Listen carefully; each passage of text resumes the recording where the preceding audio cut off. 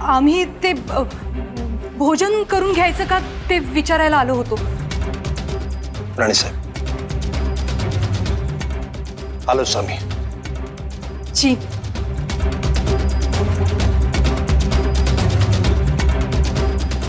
राणी साहेब, एवढी सावध तत्परता?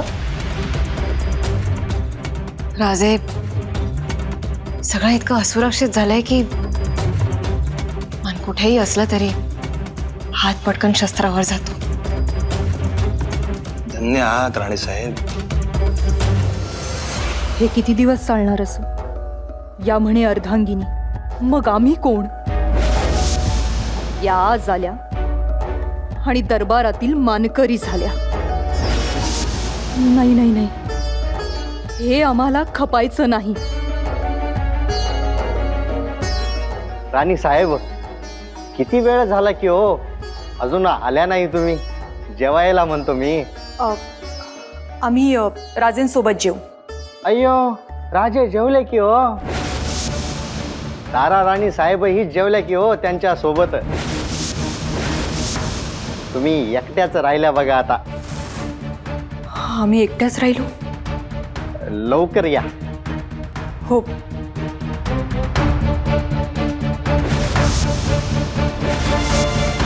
ही तारा आता खूपच डोईजड व्हायला लागली. हिला काहीही करून लवकर इथून घालवलं पाहिजे. पण कसं? कोण करेल या कामी आम्हाला मदत? माई. हो, माईच. आजच माहेरी खलिता धाडून माईला बोलावून घेतलं पाहिजे. राणी साहेब, एकंदरीत आहे ही परिस्थिती अशी आहे. रयतेचे प्रश्न ऐरणीवर आहेत, मात्र सोडवायचे म्हटले तर हाती दौलत नाही. आपण तर म्हणताय रयतेवर कराचा भारही वाढवायचा नाही. मग सूत्र जुळावीत तरी कशी? मोहिमा काढून दौलत जमवावी तर बाहेर जुल्फिकाराचा वेढा.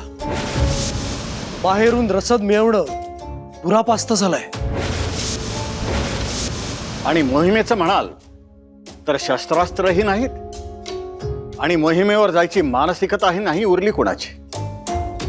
थोडक्यात काय, आज घडीला छत्रपतींचा खजिनाही रिता झालाय आणि माणसं कफल्लक. यावर दुसरा काही उपाय सुचवता येईल? आम्हास असे वाटते, समुद्रमार्गे जो व्यापार चालतो तेथे आपण कराचे निर्बंध वाढवावे, जेणेकरून तिथून तरी कराची वसुली होईल. नाही, आम्हाचा हाही मार्ग पटत नाही. विदेशी चलनाची आमदनी आहे, ती गंगाजळी सुरक्षित राहिली पाहिजे.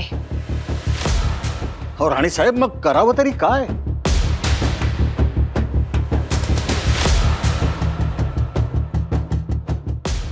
वाघाच्या गुहेत शिरून वाघाशीच दोस्ती करावी असं म्हटलं तर? म्हणजे? सरळ जुल्फिकाराला गाठावं, त्याच्याच गुहेत त्याच्याशी सलगी करण्यासाठी.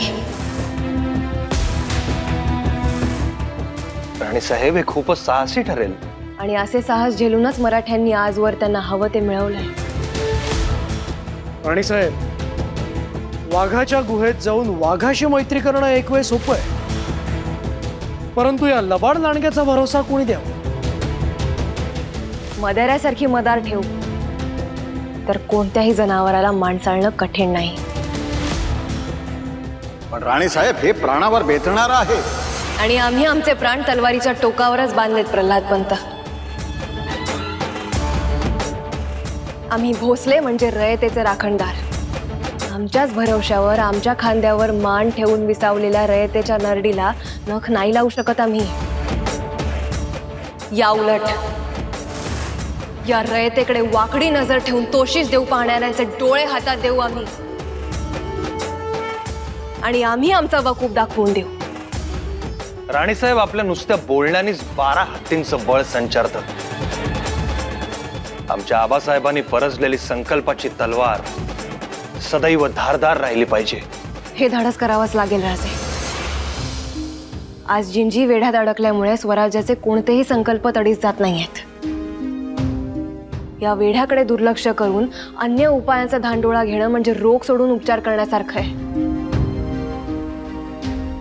आता नेमकेपणाने या रोगावरच हल्ला करायला हवा. आपण इतक्या ठामपणे बोलत आहात म्हणजे आपल्या डोक्यात काही कल्पनाही तयार असेल.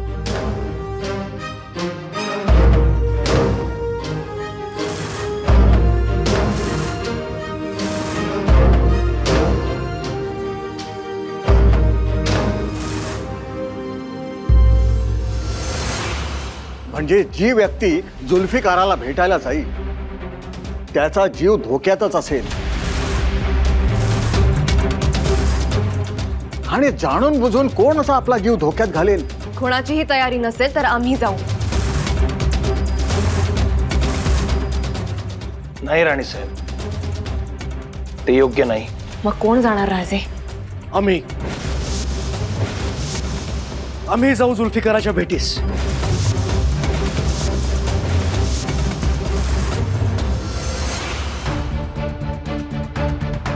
ओ धनाजीराव, अहो आपल्या कष्टाचं चीज झालं की. राणी साहेब सुखरूप जिंजीला पोचलाय बघा. कळलं आमसनी. मग तुम्हाला मी खुशी पाहिजे की आपल्या दोघांची बी मेहनत कामी आली. आमची कशाची मेहनत राव? सरसेनापती तुम्ही, तुमच्या कष्टाला फळ मिळालं.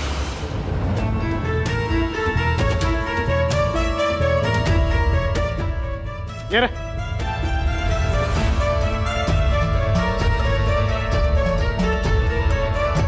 हो धनाजीराव, तुमचं माझं कधी असं केलं का आजवर आपण? हा, तुमचं बघा आपलं काहीतरी असतंय बघा. आमसनी एकलं सोडा संताजीराव.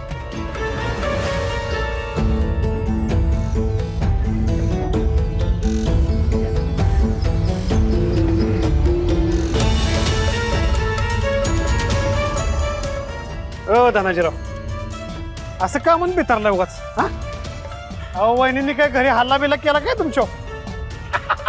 असं काय बी नाही. तुम्ही जा संताजीराव. जा म्हणजे?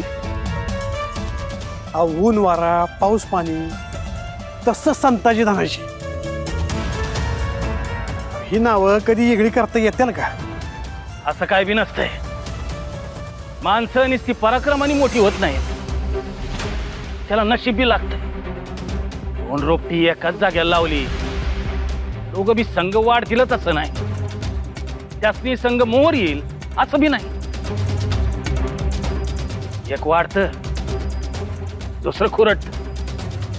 खुजरानच त्याच्या नशिबात असतंय.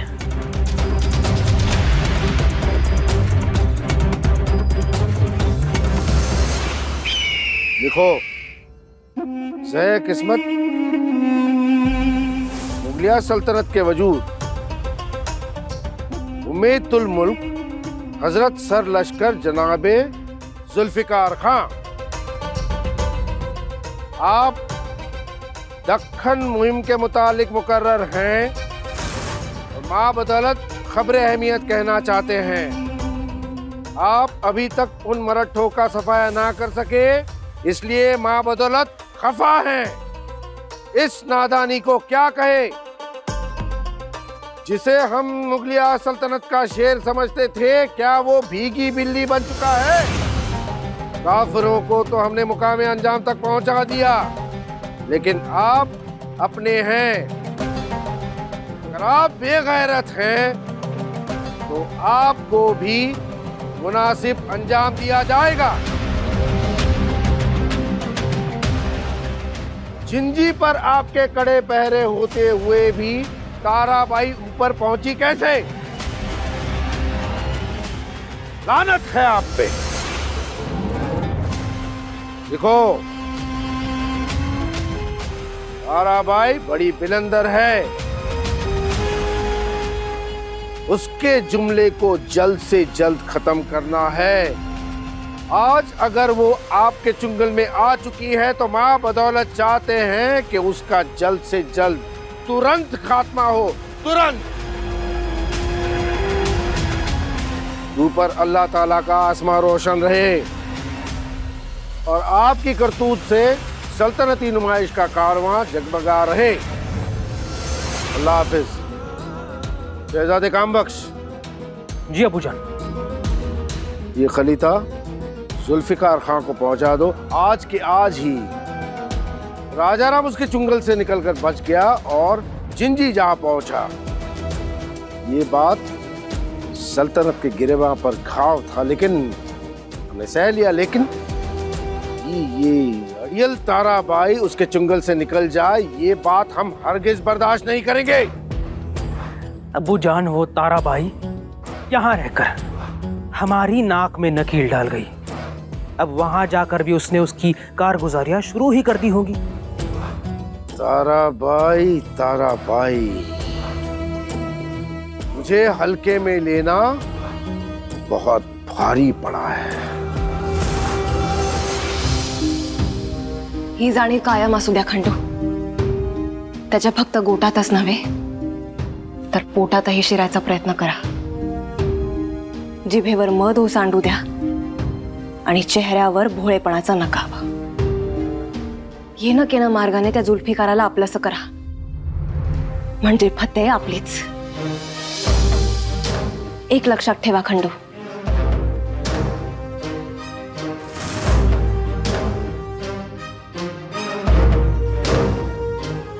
राणी साहेब, सारं काही आपल्या आज्ञेवर हुकूम होईल। विश्वास आहे। चलावे।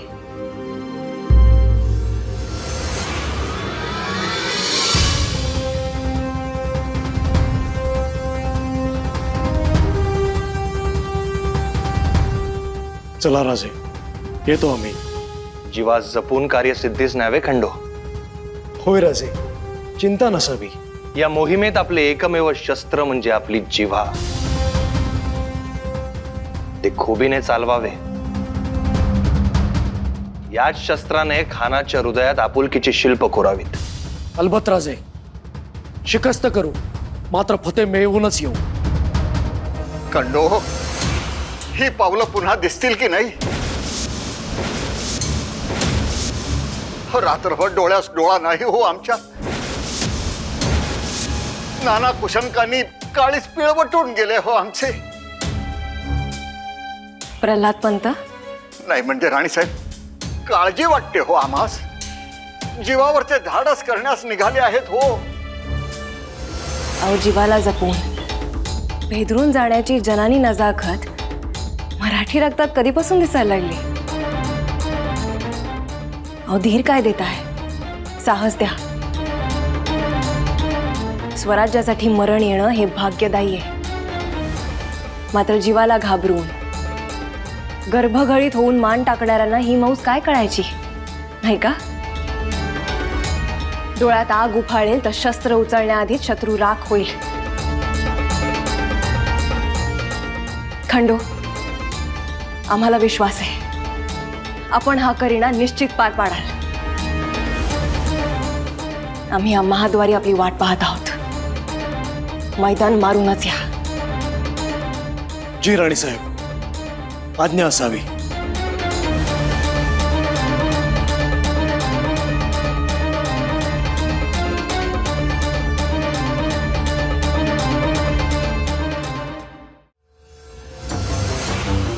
अरे रे रे रे रे, अरे रे रे रे रे। हो, मराठी राज्यासाठी किती घाम गाळताय तुम्ही। एवढे कष्ट घेणारा आमच्या नजरेत तरी दुसरा कुणी नाही हो। आपण राज्यासाठी अपार कष्ट वेचताय, अपार। हे सत्य बदलत नाही हो। पर ते अमात्य कुठे दिसत नाही? अच्छा, त्यांना भेटण्यासाठी तुम्ही आलायत का? वा केशवपंत, आणि मधाचे बोट आम्हाला दाखवताय काय? आता तुम्ही जाऊन बघा कुठे आहेत ते। शंकराजी, शंकराजी, काय आहे? अहो, आम्ही म्हणजे कायम कान फाट्याच का हो? नुसती चौकशी केली तर ती सुद्धा आपल्याला तिरकस वाटते। म्हटलं राणी साहेब तिकडे मोहिमेवर, तर राज्याचा कारभार असणार राजाज्ञांच्या हाती। इथे येऊन बघतो तर काय आपणच एकटे राबताय।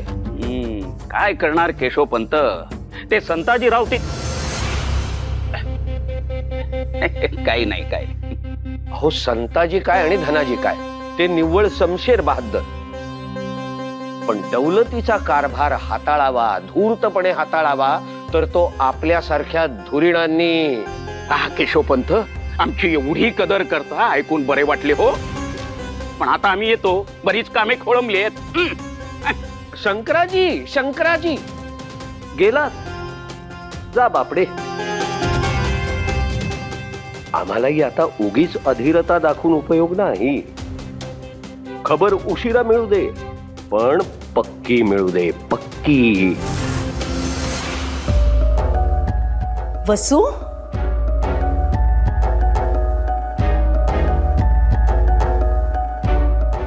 माई,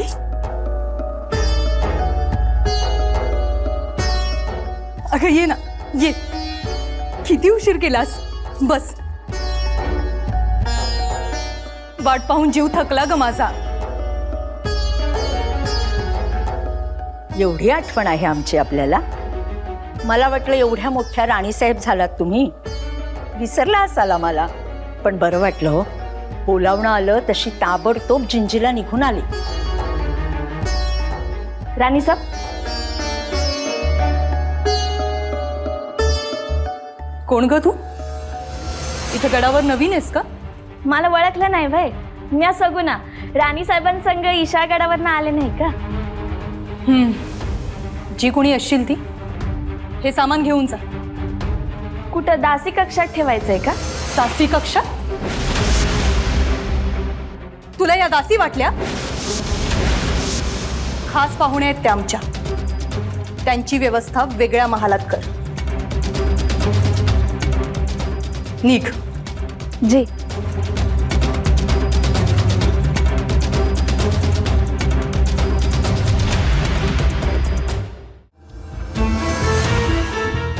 पण राणीसाहेब,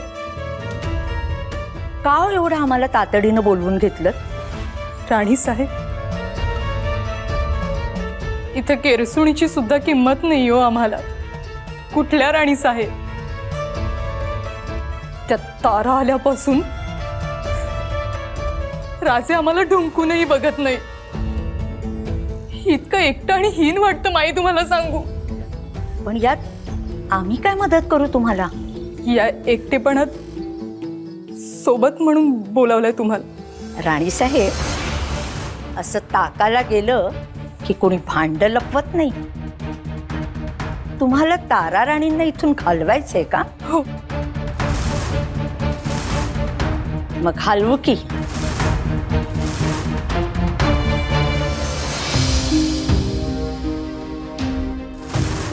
आपण लाख झुंजत राहतो, पण इथे बादशाला शह देता येत नाही. मग काय राधा? घोडा काढावा म्हणतो. कधी कधी असं वाटतं घोडा काढावा. जेव्हा मोका धरून हल्ला करायची संधी येते तेव्हाच घोडा पटावर आणावा. इतर वेळी उंटाच्या तिरकस चाली केल्या तरी हरकत नाही. तुमचा विश्वास कोणावर? स्वतःवर. वा, हेच नेमकं आम्ही विसरलो होतो. या युद्धात आम्ही कधी कधी स्वतःला विसरूनच जातो. योग्य वेळी योग्य प्यादा हलवता आलं तर ते प्यादं बादशालाही भारी पडतं. फाजी मारून जातं ते. मग त्यांच्यावर भिस्त ठेवायला हरकत काय? आपली बरीच प्यादी बाकी आहेत राणीसाहेब.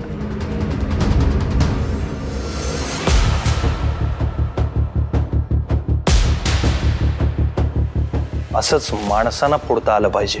पण फोडणार कशी? आम्ही विचार करत होतो राणीसाहेब,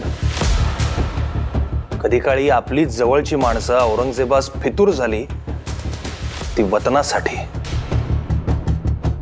या माणसांना पुन्हा आपलंसं करायचं असेल तर पुन्हा वतनाचे जाप्ते खुले करावेत. अगदी खरंय राजे, अगदी खरंय. म्हणजे वतनाच्या लोभापायी का असे ना, पण लोक धावत येतील आपल्या पायापाशी.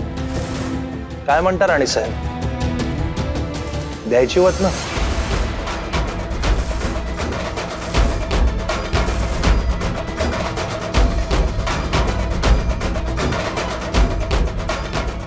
नाही नाही नाही नाही, आम्हाला हा पर्याय मान्य नाही.